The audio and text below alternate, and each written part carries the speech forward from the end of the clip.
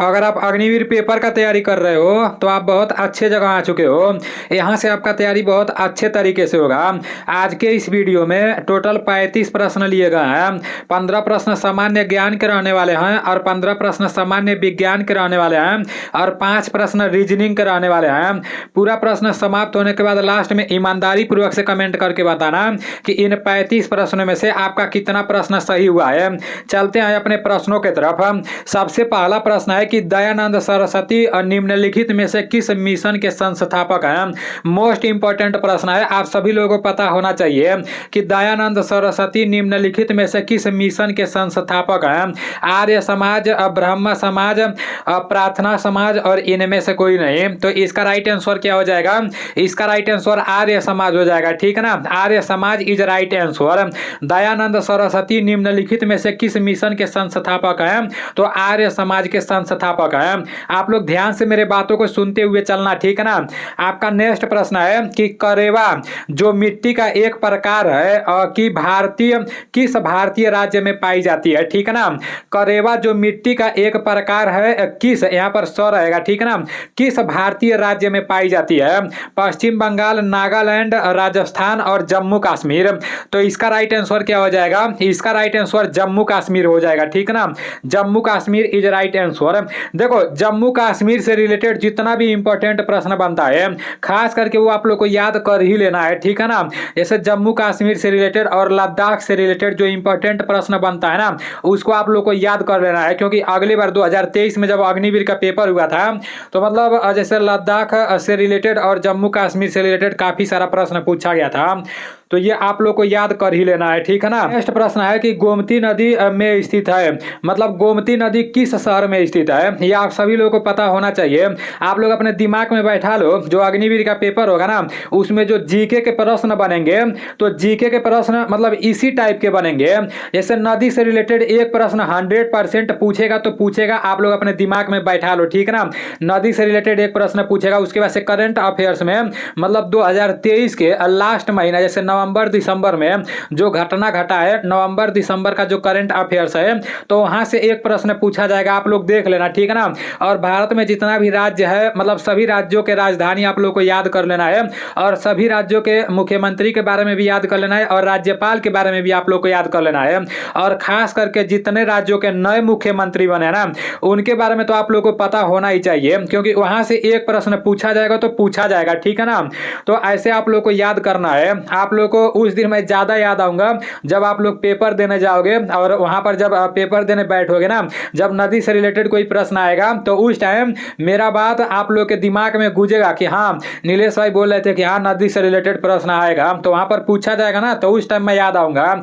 याद आने से बढ़िया आप लोग यही याद कर लो कि उस टाइम ये प्रश्न याद आ जाए। ठीक है ना, गोमती नदी किस शहर में स्थित है? दिल्ली, उत्तर प्रदेश, बिहार और उत्तराखंड। इसका राइट आंसर क्या हो जाएगा? इसका राइट आंसर उत्तर प्रदेश हो जाएगा। गोमती नदी किस शहर में स्थित है? तो गोमती नदी उत्तर प्रदेश में स्थित है। ठीक है ना, गोमती नदी किस शहर में स्थित है? तो गोमती नदी उत्तर प्रदेश में स्थित है। नेक्स्ट प्रश्न की तरफ चलते हैं। आपका नेक्स्ट प्रश्न है कि भारत का प्रथम वायसराय कौन था? तो भारत का प्रथम वायसराय कौन था? Lord Wellesley, William batting, Lord Canning और रॉबर्ट क्लाइव। तो इसका राइट आंसर क्या हो जाएगा? भारत का प्रथम वायसराय कौन था?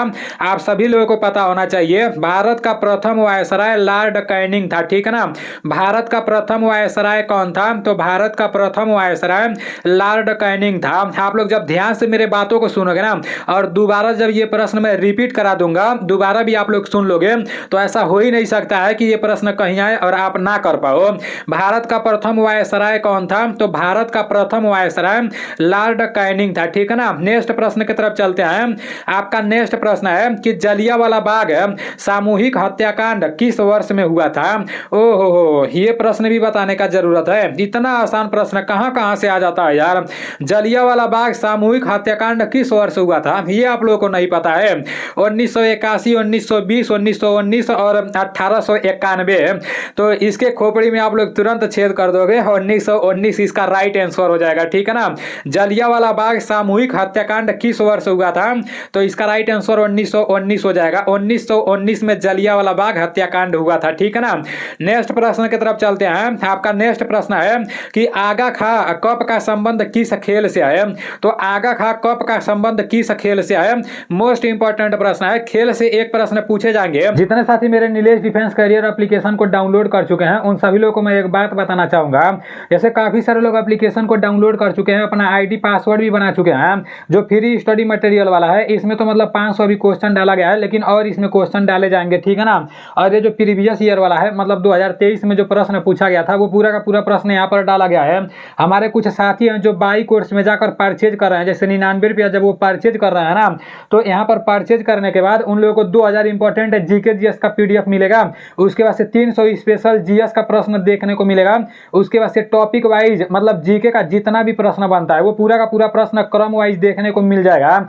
और फिर से मतलब जीएस का जितना भी टॉपिक वाइज प्रश्न बनता है ना, तो जीएस का भी पूरा का पूरा टॉपिक वाइज प्रश्न देखने को मिल जाएगा। तो वो लोग सोच रहे हैं कि यहाँ से वो लोग जब परचेज कर रहे हैं तो वो लोग सोच रहे हैं कि यहीं पर देखने को मिलेगा, यहाँ पर देखने को नहीं मिलेगा, ठीक है ना। आप लोगों को दोबारा यहाँ नहीं देखना है। ये जो परचेज नीचे दिखाई दे रहा है ना, ये परचेज पर आप लोग को क्लिक करना है।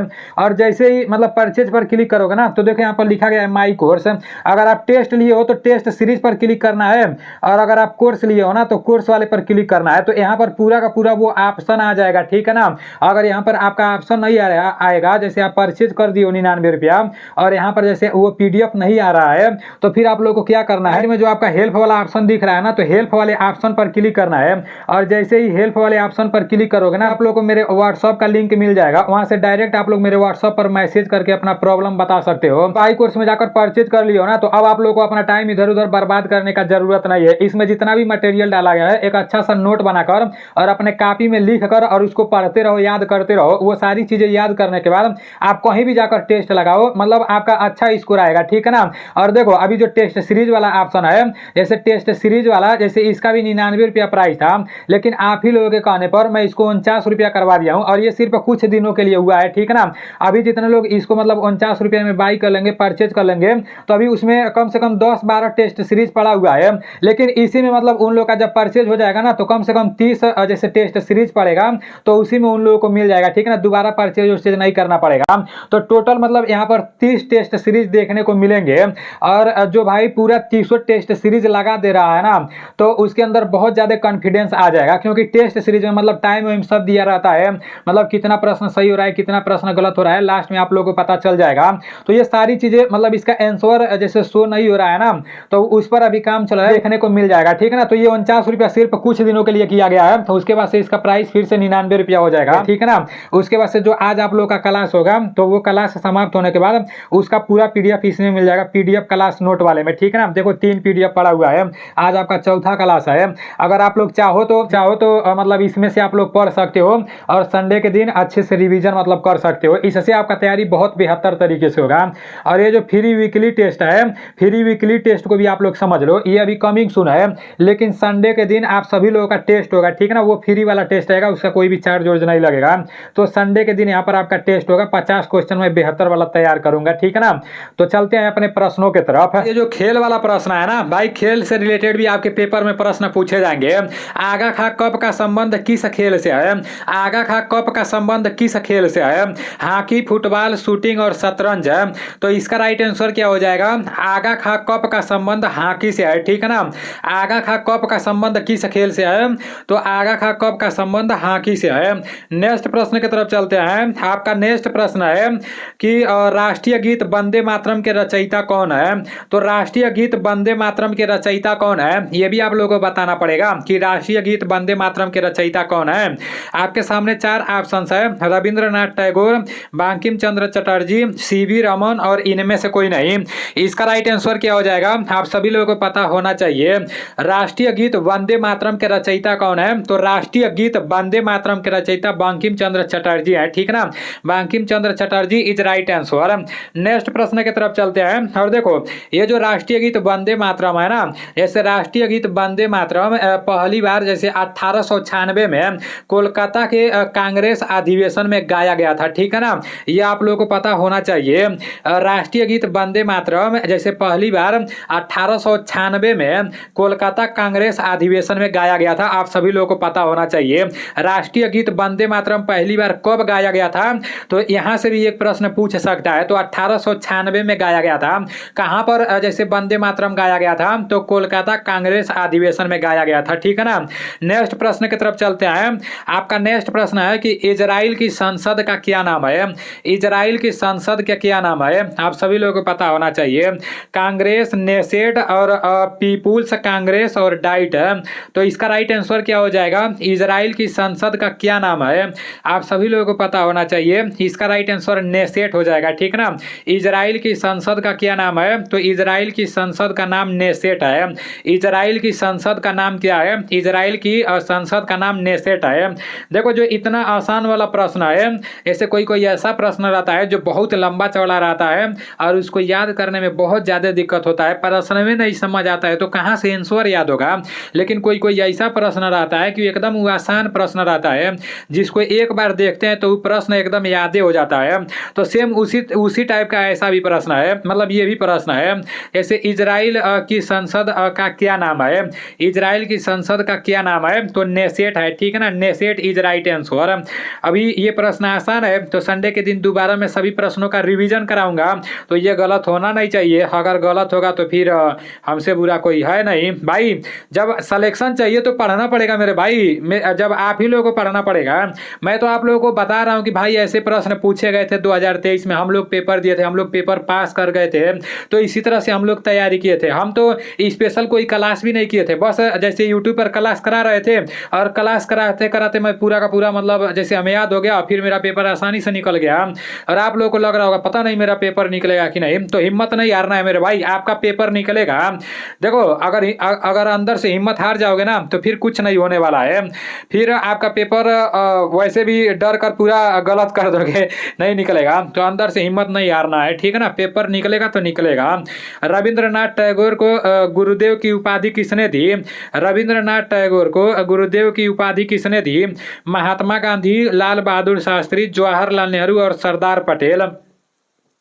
तो इसका राइट आंसर क्या हो जाएगा, रविंद्रनाथ टैगोर को गुरुदेव की उपाधि किसने दी, आप सभी लोगों को पता होना चाहिए। इसका राइट आंसर क्या हो जाएगा, महात्मा गांधी हो जाएगा। रविंद्रनाथ टैगोर को गुरुदेव की उपाधि किसने दी, तो महात्मा गांधी जी ने रविंद्रनाथ टैगोर को गुरुदेव की उपाधि दी, ठीक है ना। रविंद्रनाथ टैगोर को गुरुदेव की उपाधि किसने दी, तो रविंद्रनाथ टैगोर को गुरुदेव की उपाधि महात्मा गांधी जी ने दी। महात्मा गांधी जी को महात्मा की उपाधि किसने दी, तो ये आप सभी लोगों को बताना है कि महात्मा गांधी जी को महात्मा की उपाधि किसने दी, ठीक है ना, ये आप लोगों को बताना है।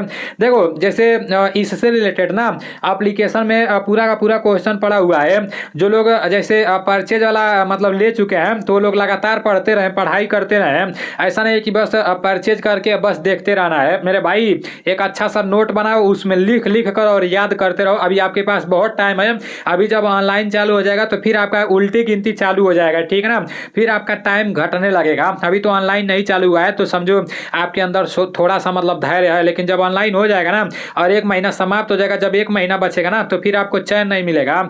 अपने घरे से भाग के जाओगे बारी में और बारी में से भाग के आओगे घरे, लेकिन तभी भी आपको चैन नहीं मिलेगा, ठीक है ना। तो अभी टाइम है, अभी मतलब पढ़ते रहो, अभी दिमाग मतलब आपका काम करेगा। उस टाइम जब ऑनलाइन हो जाएगा ना तो दिमाग आपका काम नहीं करेगा।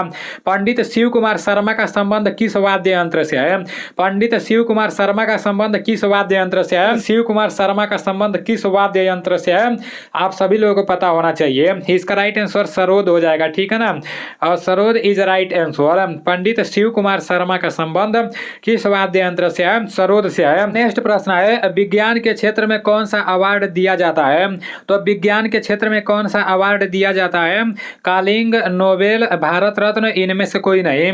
इसका राइट आंसर क्या हो जाएगा, विज्ञान के क्षेत्र में कौन सा अवार्ड दिया जाता है, आप सभी लोगों को पता होना चाहिए, कलिंग अवार्ड दिया जाता है, ठीक ना। विज्ञान के क्षेत्र में कौन सा अवार्ड दिया जाता है, तो विज्ञान के क्षेत्र में कलिंग अवार्ड दिया जाता है।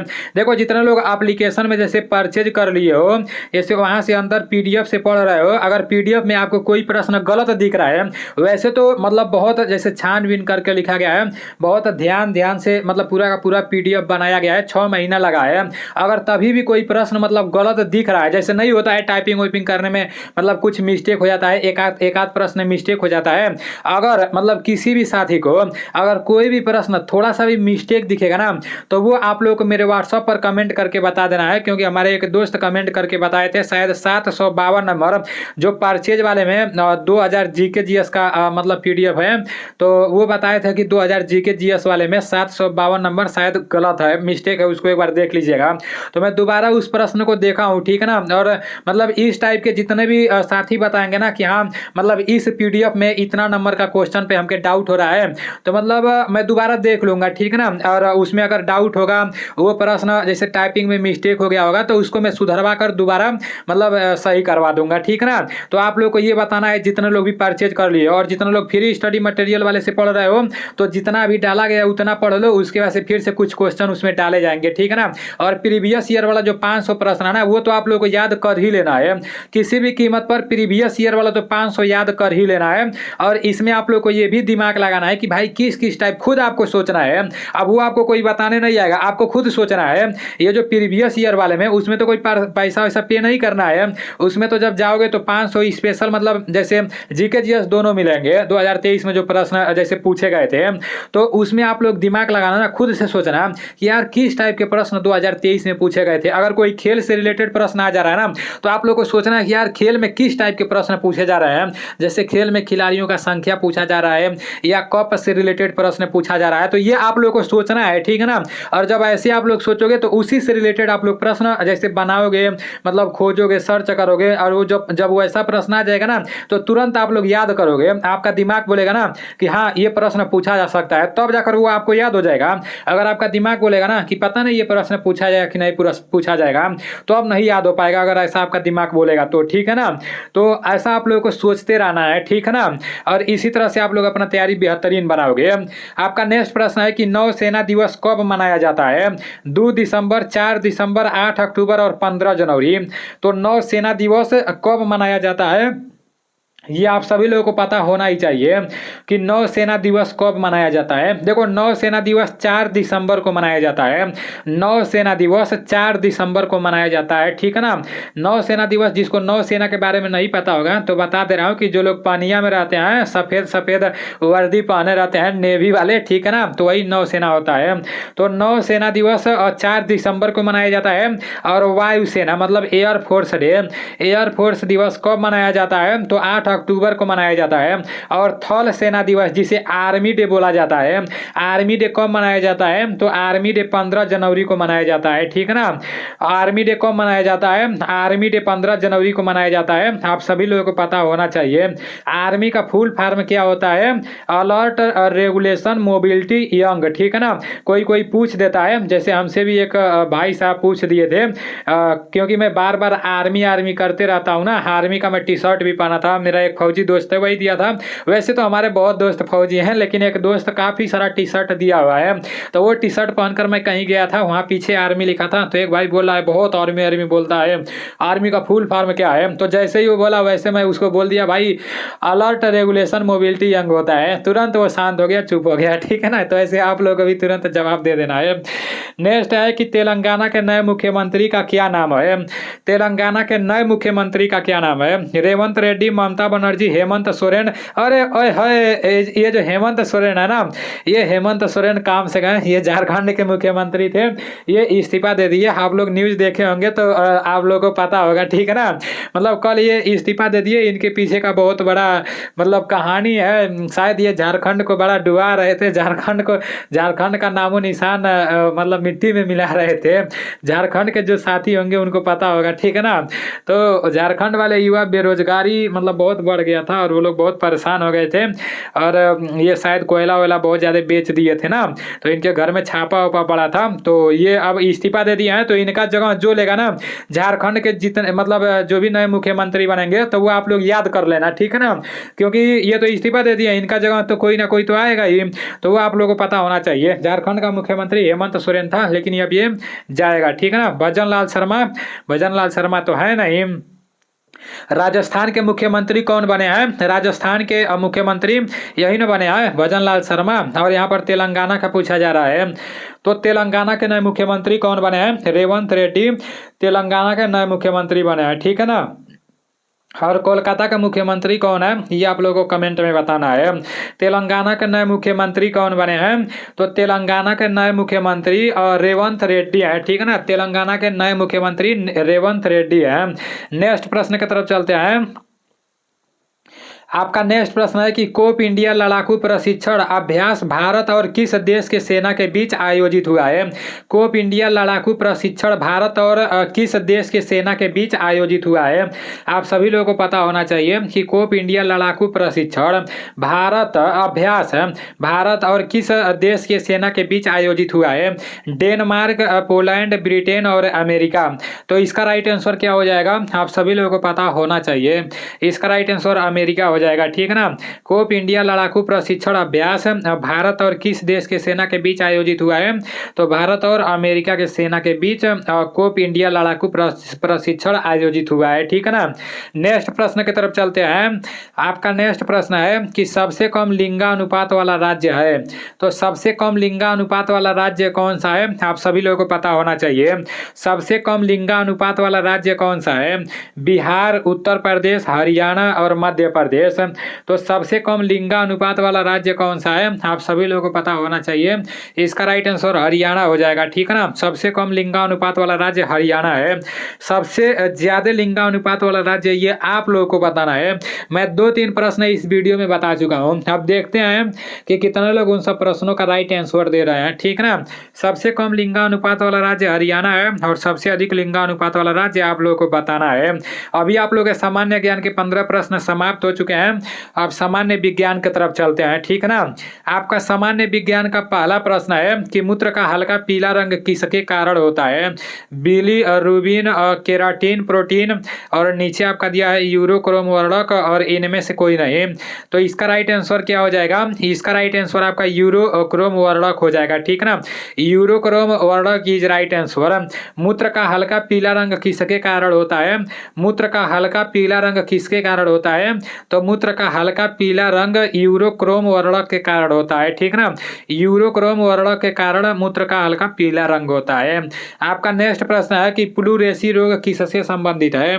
प्लूरेसी रोग किससे संबंधित है? हृदय से, मस्तिष्क से, वृक्क से और फेफड़े से। इसका राइट आंसर क्या हो जाएगा? प्लूरेसी रोग किससे संबंधित है? आप सभी लोगों को पता होना चाहिए, इसका राइट आंसर फेफड़े हो जाएगा। प्लूरेसी रोग किससे संबंधित है? तो प्लूरेसी रोग फेफड़े से संबंधित है। प्लूरेसी रोग किससे संबंधित है? तो फेफड़े से संबंधित है। आपका नेक्स्ट प्रश्न है कि पीयूष ग्रंथि कहाँ पाई जाती है? पीयूष ग्रंथि कहाँ पाई जाती है? आप सभी लोगों को पता होना चाहिए। आपका पीयूष ग्रंथि कहाँ पाई जाती है? हृदय के पास, मस्तिष्क के पास, गले में और वृक्क में। तो इसका राइट आंसर क्या हो जाएगा? पीयूष ग्रंथि कहाँ पाई जाती है? आप सभी लोगों को पता होना चाहिए, इसका राइट आंसर मस्तिष्क के पास हो जाएगा, ठीक है ना। पीयूष ग्रंथि कहाँ पाई जाती है? तो पीयूष ग्रंथि मस्तिष्क के पास पाई जाती है। पीयूष ग्रंथि मस्तिष्क के पास पाई जाती है। आपका नेक्स्ट प्रश्न है कि प्रतिवर्ती क्रियाओं के केंद्र पाए जाते हैं। प्रतिवर्ती क्रियाओं के केंद्र कहाँ पाए जाते हैं? मस्तिष्क, मेरुरज्जु, अनुकंपी और प्राणुकंपी। तो इसका राइट आंसर क्या हो जाएगा? प्रतिवर्ती क्रियाओं के केंद्र पाए जाते हैं। इसका राइट आंसर क्या हो जाएगा? इसका राइट आंसर आपका मेरुरज्जु हो जाएगा, ठीक है ना। प्रतिवर्ती क्रियाओं के केंद्र कहाँ पाए जाते हैं? तो मेरुरज्जु में पाए जाते हैं, ठीक है ना। मेरुरज्जु इज राइट आंसर। नेक्स्ट प्रश्न की तरफ चलते हैं। आपका नेक्स्ट प्रश्न है कि कौन सा कोशिकांग पादप कोशिका में नहीं पाया जाता है?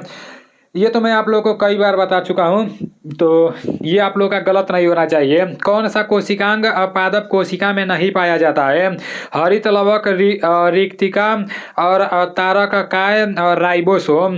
तो इसका राइट आंसर क्या हो जाएगा? इसका राइट आंसर तारक काय हो जाएगा, ठीक है ना।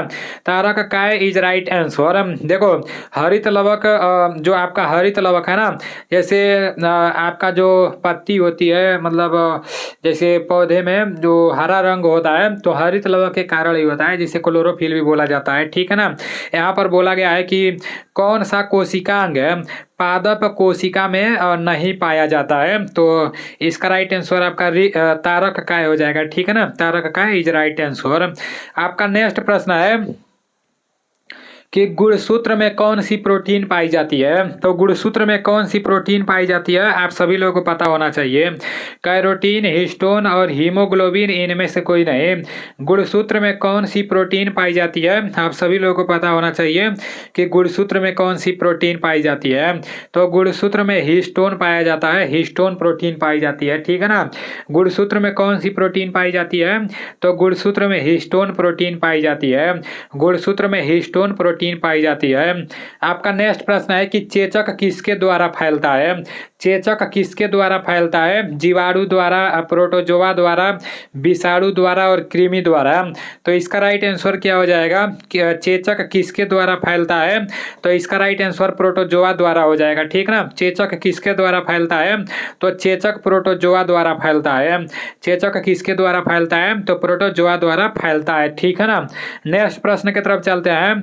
आपका नेक्स्ट प्रश्न है कि हिस्टोलॉजी शब्द का प्रयोग सबसे पहले किसने किया? तो हिस्टोलॉजी शब्द का प्रयोग सबसे पहले किसने किया? मेल, पिगी, मेयर और स्वान और लुई पास्चर। इसका राइट आंसर क्या हो जाएगा? आप सभी लोगों को पता होना चाहिए। इसका राइट आंसर मेयर हो जाएगा, ठीक है ना। हिस्टोलॉजी शब्द का प्रयोग सबसे पहले किसने किया? तो mayor is right answer. Next प्रश्न की तरफ चलते हैं। आपका नेक्स्ट प्रश्न है कि जंतुओं के शरीर में कितने प्रकार के ऊतक पाए जाते हैं? जंतुओं के शरीर में कितने प्रकार के ऊतक पाए जाते हैं? 2, 3, 4 और 5 है। तो इसका राइट आंसर क्या हो जाएगा? इसका राइट आंसर 4 हो जाएगा, ठीक है ना। जंतुओं के शरीर में कितने प्रकार के ऊतक पाए जाते हैं? तो जंतुओं के शरीर में 4 प्रकार के ऊतक पाए जाते हैं। नेक्स्ट प्रश्न की तरफ चलते हैं। आपका नेक्स्ट प्रश्न है कि लेंस से बनता है, लेंस से क्या बनता है? Sodium glass, fleet glass, Crocs glass और पायरेक्स ग्लास।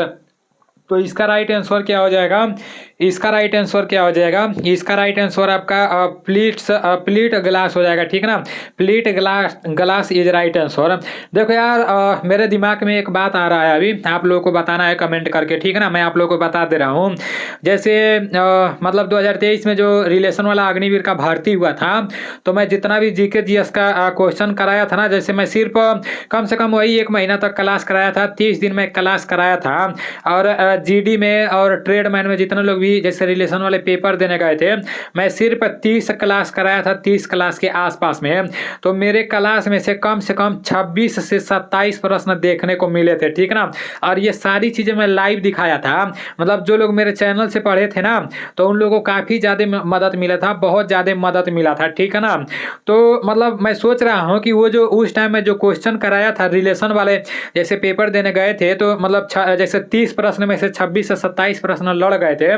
तो मतलब मैं सोच रहा हूँ कि दोबारा वो वाला प्रश्न एक बार रिवीजन करा दूं क्या। जैसे अगर आप लोग बोलोगे ना, तो मतलब 3-4 दिन लगेंगे।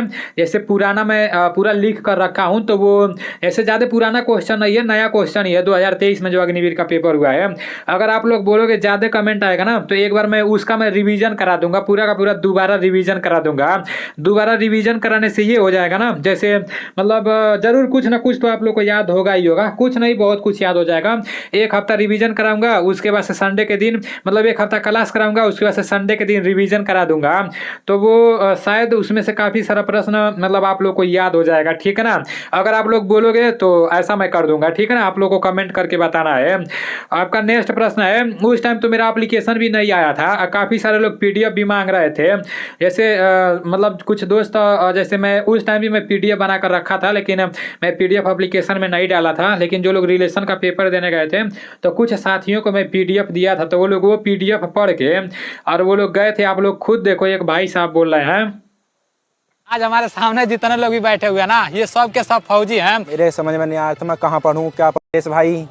जो मैं रात को पढ़ता था तो रात को आए थे पास एक PDF थी जो ऑनलाइन पेपर हुआ था जो ये ओपन रेलियो वाला, उसमें इन्होंने जी के साइंस के क्वेश्चन इकट्ठे करे हुए थे। 750 क्वेश्चन थे जिसमें से मेरे 24-25 क्वेश्चन फंसे थे। कितने दिन पहले आपको PDF दिए थे? दिए थे 15 दिन पहले, 15-20 दिन पहले PDF दिए थे। रात को 1-1:30 बज रहा था, मैं पढ़ रहा था नीचे हॉल में बैठा हुआ अकेला।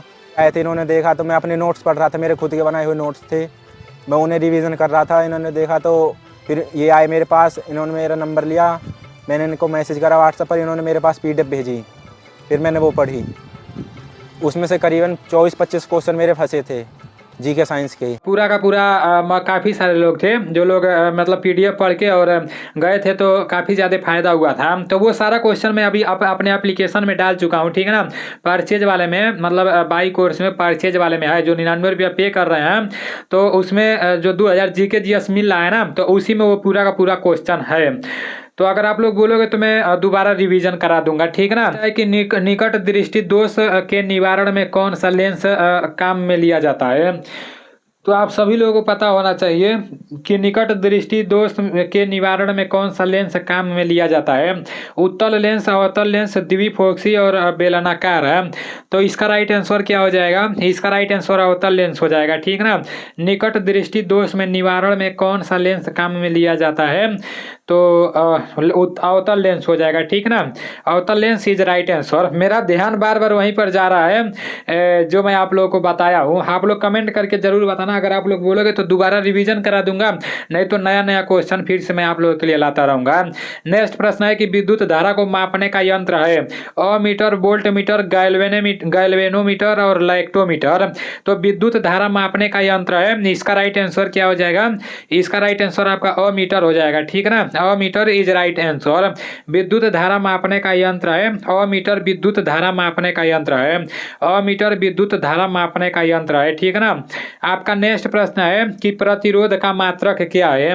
प्रतिरोध का मात्रक क्या है? कूलाम, एम्पियर, ओम और ओम मीटर। इसका राइट आंसर क्या हो जाएगा? इसका राइट आंसर ओम हो जाएगा, ठीक है ना। प्रतिरोध का मात्रक क्या है? तो प्रतिरोध का मात्रक ओम है। प्रतिरोध का मात्रक क्या है? तो प्रतिरोध का मात्रक ओम है। नेक्स्ट प्रश्न की तरफ चलते हैं। आपका नेक्स्ट प्रश्न है कि ताप का खराब चालक कौन सा है? ताप का खराब चालक कौन सा है? आप सभी लोगों को पता होना चाहिए। एनबोनाइड और लोहा, चांदी, तांबा। तो इसका राइट आंसर क्या हो जाएगा? ताप का खराब चालक कौन सा है? आप सभी लोगों को पता होना चाहिए। इसका राइट आंसर एबोनाइट हो जाएगा, ठीक है ना। ताप का खराब चालक एबोनाइट है। मुझे पता है आज GS में आप लोग का हालत खराब हो गया होगा और GS का स्कोर बहुत कम होगा। आपका नेक्स्ट प्रश्न है कि G का मान अधिकतम होता है ध्रुवों पर, विषुवत रेखा पर और केंद्र पर और अंतरिक्ष में। तो इसका राइट आंसर क्या हो जाएगा? इसका राइट आंसर ध्रुवों पर हो जाएगा, ठीक है ना। ध्रुवों पर इज राइट आंसर। अभी आप लोग के सामान्य ज्ञान के 15 प्रश्न समाप्त हो चुके हैं और सामान्य विज्ञान के भी 15 प्रश्न समाप्त हो चुके हैं। अब रीजनिंग की तरफ चलते हैं। रीजनिंग का प्रश्न है, इसमें बोला जा रहा है कि यदि यल के लिए यहाँ पर प्लस रहेगा, ठीक है ना। यदि यल के लिए प्लस है और यम के लिए माइनस है, एन के लिए गुणे है और पी के लिए भागा है, तो मतलब इसको सॉल्व करना है, ठीक है ना। तो देख लेते हैं क्या करना है। देखो टाइपिंग में यहाँ पर मिस्टेक हो गया है, तो यल के लिए क्या लिखा जाएगा? यल बराबर प्लस लिखा जाएगा, ठीक है ना। यल के लिए प्लस है और यम के लिए क्या है? यम के लिए माइनस है, ठीक है ना। यम के लिए क्या है? यम के लिए आपका माइनस है, एम के लिए माइनस है। उसके बाद से एन के लिए क्या है? एन के लिए गुणे है, एन के लिए आपका गुणे है। उसके बाद से पी के लिए भागा है, ठीक है ना। पी के लिए आपका भागा है। तो बस अब कुछ नहीं करना है। यहाँ पर 11 दिया है ना, तो 11 आप लोगों को लिख लेना है। क्या करना है? 11 लिख लेना है। उसके बाद से बोल रहा है 11 एन, तो एन का मान क्या है? एन का मान आपका गुणा है, ठीक है ना। एन का मान आपका गुणा है। उसके बाद से 8 दिया है तो 8 लिख लेते हैं। उसके बाद से एल दिया है, 8 के बाद एल दिया है तो एल का मान प्लस है। एल का मान क्या है? प्लस है, ठीक है ना। उसके बाद से 6 दिया है तो 6 यहाँ पर लिख लेते हैं। उसके बाद से पी दिया है तो पी का मान क्या है? पी का मान आपका भागा है, ठीक है ना। तो यहाँ पर भागा कर लेते हैं और पी के बाद में जैसे टाइप करने के दिया था तो वहाँ पर 2 था, ठीक है ना। यहाँ पर रौनक टाइपिंग नहीं किया है तो आप लोग यहाँ पर 2 कर ही लेना है। उसके बाद से आपका यम है, यहाँ पर पी के बाद 2 रहेगा, आप लोग देख लेना, ठीक है ना। टाइपिंग में थोड़ा मिस्टेक हो गया है, यहाँ भी मिस्टेक हो गया है, यहाँ भी मिस्टेक हो गया है। उसके बाद से यम यम का मान क्या है, तो यम का मान आपका माइनस है, ठीक है ना। यहाँ पर आपको माइनस कर लेना है, उसके बाद से 10 कर लेना है, ठीक है ना। अब क्या करना है, अब इसको सॉल्व कर देना है। अब ज़्यादा टेंशन वाली बात नहीं है। सबसे पहले भाग कर देते हैं, 2 तिहाई 6, 3 बार में कट गया, ठीक है ना। तो इसको साफ सुथरा से लिख लेते हैं, 11 हो गया और गुणे 8 हो गया और प्लस 3 हो गया और माइनस 10 हो गया, ठीक है ना। अब क्या करना है, यहाँ पर अब गुणा करना है। जैसे बोर्ड मास का नियम लगा देना है। बोर्ड मास में सबसे पहले भाग होता है, उसके बाद गुणा होता है। तो 11 का 8 में गुणा करेंगे तो 11 बाटे 88 हो जाएगा, ठीक है ना। उसके बाद से प्लस 3 है ना, तो प्लस 3 मतलब यहाँ पर कर देना है। उसके बाद से माइनस 10 कर देना है। तो 88 और 3 कितना हो जाएगा, तो 88 और 3 91 हो जाएगा, ठीक है ना। 88 3 कितना हो जाएगा, 91 हो जाएगा। उसके बाद से माइनस 10 है, तो 91 और माइनस 10 कितना हो जाएगा, 81 हो जाएगा, ठीक है ना। तो 81 इसका राइट आंसर हो जाएगा। यहाँ से बोर्ड मास नियम जैसे आप लोग को लगाना है। बोर्ड मास में क्या होता है, सबसे पहले आपका कोष्टक रहता है तो कोष्टक टूटता है, उसके बाद से भाग होता है, उसके बाद से गुणा होता है, उसके बाद से जोड़ होता है, उसके बाद से घटाना होता है बोर्ड मास में। अगर मेरे पास डिजिटल बोर्ड रहता तो मैं आप लोग को ये पूरा बढ़िया से समझा देता, लेकिन शुक्र मनाओ कि डिजिटल बोर्ड नहीं है, नहीं तो आप लोग के दिमाग में एकदम बैठा देता। जो नेक्स्ट प्रश्न है 32 नंबर वाला ना, तो ये प्रश्न ही पूरा गलत हो गया है, क्योंकि मेरे नज़रों से साफ साफ दिख रहा है ये बैठेगा ही नहीं, ठीक है ना। ये टाइपिंग करने में मिस्टेक हो गया है, तो इसको छोड़ देते हैं। नेक्स्ट प्रश्न की तरफ चलते हैं। ये बैठेगा नहीं, ठीक है ना। अगर बैठता तो जैसे ए अगर इधर रहता तो ये बैठ जाता, लेकिन ये इधर नहीं है तो किसी भी कीमत पर ये नहीं बैठेगा, ठीक है ना। ये सवाल ही गलत है। तो नेक्स्ट प्रश्न की तरफ चलते हैं। आपका नेक्स्ट प्रश्न है कि नीचे दिए श्रृंखला का अगला पद ज्ञात कीजिए। नीचे दिए श्रृंखला का अगला पद ज्ञात कीजिए। एकदम आसान है, ठीक है ना। आप सभी लोगों को पता होना चाहिए। यहाँ 33 दिया है और यहाँ 38 दिया है, यहाँ 48 दिया है, यहाँ 53 दिया है। तो देखो क्या किया गया है, बढ़ते हुए क्रम में दिख रहा है ना, 33 38 48 53, मतलब बढ़ते हुए क्रम में दिख रहा है ना। तो 33 में कितना जोड़ा गया है, तो 38 हो गया है। 33 में 5 जोड़ा गया है तो 38 हो गया है। उसके बाद से 38 में कितना जोड़ा गया है, तो 48 हो गया है। तो 38 में 10 जोड़ा गया है तो 48 हो गया है। उसके बाद से 48 में कितना जोड़ा गया है, तो 53 हो गया है। तो 48 में 5 जोड़ा गया है तो 53 हो गया है, ठीक है ना। अब आगे भी ऐसे ही करेंगे। तो आगे क्या करेंगे, जैसे अब 10 जोड़ देंगे, एक बार 5 जोड़े हैं, एक बार 10 जोड़े हैं, एक बार 5 जोड़े हैं, तो 53 में 10 जोड़ देंगे। 53 में जब 10 जोड़ देंगे तो कितना हो जाएगा, 63 हो जाएगा। तो 63 इज राइट आंसर। नेक्स्ट प्रश्न की तरफ चलते हैं। आपका नेक्स्ट प्रश्न है कि नीचे दिए श्रृंखला का अगला पद ज्ञात कीजिए। नीचे दिए श्रृंखला का अगला पद ज्ञात कीजिए। ये आप सभी लोगों को पता होना चाहिए, ठीक है ना। आसान है। यहाँ टी है, यहाँ ए है, यहाँ यस है, यहाँ बी है, यहाँ आर है, यहाँ सी है। हमको तो दिख गया ना कि ये कैसे हो रहा है, आप लोगों को भी दिख रहा है। अगर आप लोगों को भी दिख रहा है तो आप लोग करो मेरे देश के जवानों। अगर नहीं करोगे तो फिर भाई फौज का वर्दी नहीं मिल पाएगा। करना क्या है, करना यही है कि टी यहाँ पर लिख देना है और ए यहाँ पर लिख देना है, यस यहाँ पर लिख देना है, बी यहाँ पर लिख देना है, आर यहाँ पर लिख देना है और सी यहाँ पर लिख देना है। अब क्या करना है, अब देखो ध्यान से क्या आपको दिख रहा है। ए दिख रहा है ना, ए के बाद क्या दिख रहा है, बी दिख रहा है, बी के बाद सी दिख रहा है ना, और ये जो टी दिख रहा है, टी में से ए को घटाओगे तो यस आ जाएगा, ठीक ना। टी 18 नंबर पर आता है, नहीं टी 20, टी 20 नंबर पर आता है और यस 18 नंबर पर आता है। तो टी में से एक घटा दिया है, यस आ गया है। अब यस में से एक घटाएंगे तो आर आ जाएगा, क्योंकि आर के बाद यस आता है। तो यस में से एक घटा देते हैं, आर आ जाएगा। सेम उसी तरह से आगे भी होगा। आगे आर में से एक घटा देंगे तो क्या आ जाएगा, आर में से एक घटाएंगे तो क्यू आ जाएगा, ठीक है ना। तो क्यू इसका राइट आंसर हो जाएगा। आर में से एक घटाएंगे तो क्या आएगा, क्यू आएगा। देखो कंफ्यूजन में नहीं पड़ना, यहीं से मैं आप लोग को समझा दे रहा हूँ। ए है ना, तो ए का बी दे दिया यहाँ पर, बढ़ते क्रम में बी का फिर सी दे दिया है। आगे यहाँ पर अगर एक और अक्षर बोला जाता तो डी हो जाता, लेकिन एक और अक्षर नहीं बोला गया है। तो ए का बी हो गया, बी का सी हो गया, उसके बाद से यहाँ टी में से 1 घटाए हैं तो यस आ गया है, यस में से 1 घटाए हैं तो आर आ गया है, आर में से 1 घटाएंगे तो क्यू आ जाएगा। तो ऐसे ही किया गया है, ठीक है ना। आपका नेक्स्ट प्रश्न है और लास्ट प्रश्न है कि उस विकल्प का चयन करें जो तीसरे शब्द से ठीक उसी तरह संबंधित है जिस प्रकार दूसरा शब्द पहले शब्द से संबंधित है। देखो यार, ये प्रश्न मैं आप लोगों को बता रहा हूँ, जितने लोग मेरे एप्लीकेशन में टेस्ट सीरीज लेना चाहते हो तो अभी ले लोगे तो सही रहेगा, क्योंकि अभी उसका प्राइस कम कर दिया गया है, 49 रुपया कर दिया गया है, ठीक है ना। और 49 रुपया में 30 गो टेस्ट सीरीज मिल रहा है। अगर आप लोग 49 रुपया से और 30 गो टेस्ट सीरीज से तुलना करोगे ना तो कभी नहीं कर पाओगे।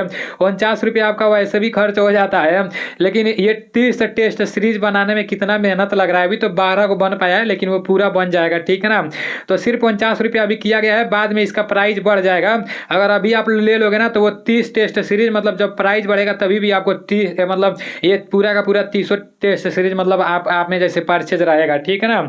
तो अभी आप लोग ले लोगे तो सही रहेगा, समझो अभी ऑफर ही चल रहा है।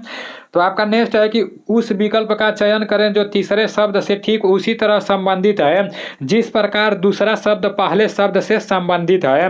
त्वचा, बाल और भूमि। तो इसका राइट आंसर क्या हो जाएगा? त्वचा, त्वचा, त्वचा, त्वचा पर बाल उगते हैं तो भूमि पर क्या उगते हैं? भूमि पर घास उगते हैं। ये भी बताने वाली बात है, घास इसका राइट आंसर हो जाएगा, ठीक है ना। अभी आप लोगों के 35 प्रश्न समाप्त हो चुके हैं। इन 35 प्रश्नों में से आपका कितना प्रश्न सही हुआ है ईमानदारी पूर्वक से कमेंट करके बताना है, ठीक है ना। तो चलो ठीक है, मिलते हैं अगले वीडियो में। जय हिंद, वंदे मातरम। अगर एप्लीकेशन में कोई दिक्कत होगा तो मेरे व्हाट्सएप में मैसेज कर देना, बस ज़्यादा फालतू मैसेज ना करना मेरे भाई, क्योंकि मैं भी पढ़ रहा हूँ, ठीक है ना। जय हिंद।